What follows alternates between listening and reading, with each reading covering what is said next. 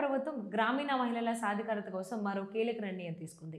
గ్రామీణ ప్రాంతాల్లో ఉన్న మహిళా స్వయం సహాయక సంఘాల ఆర్థిక స్థిరత్వాన్ని పెంచే దిశగా 304 కోట్ల రూపాయల వడ్డీ లేని రుణాలను విడుదల చేసింది.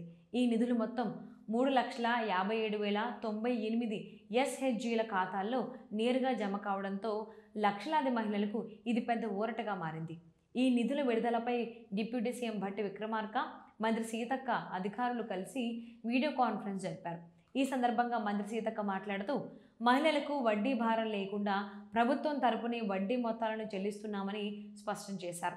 ప్రభుత్వం ప్రతి సంవత్సరం కనీసం 25,000 కోట్ల రూపాయలు బ్యాంకు లింకేజీ రుణాలు మహిళా సంఘాలకు అందించడానికి అంకితభావంతో పనిచేస్తుందని అన్నారు. మహిళలకు స్థిరమైన ఆదాయం వచ్చేలా చిన్న వ్యాపారాలను పెద్ద దిశగా విస్తరించుకునే అవకాశాలు కల్పించడమే ఈ పథకం లక్ష్యం.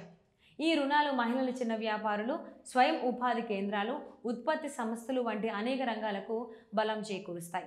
గ్రామీణ స్థాయిలో ఆర్థిక చక్రం వేగంగా తిరుగుతుందని అంచనా.